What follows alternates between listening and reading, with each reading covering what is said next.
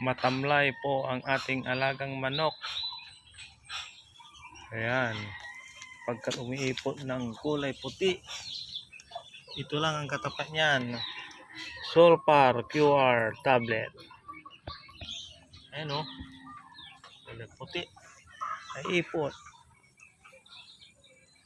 Solpar tablet. Ito po yung tae niya kagabi. Kulay puti. Ngayon, nung pininom natin kanina ng Solpar tablet, mga ilang oras, ganito na yung tae niya. Hindi po niya, kulay brown na may kunting puti. Ayun o.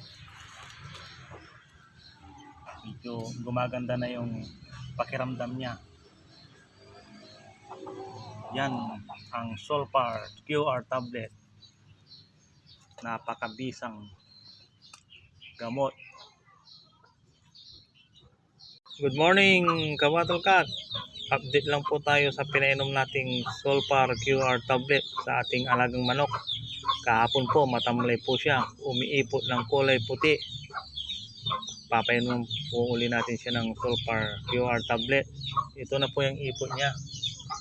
Medyo normal na po yung ipot niya. Pero bibigyan pa po natin siya ng Solpar QR tablet. Ayun na po siya. Oh.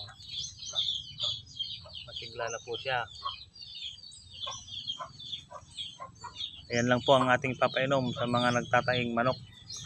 Maraming salamat po mga Kabattle Cat. Solpar QR tablet. Ayan.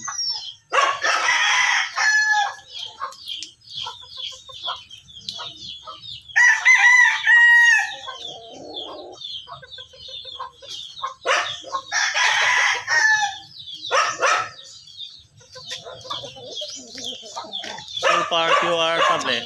Ayan, tingnan na po natin. Maraming salamat po mga Kabattle Cat.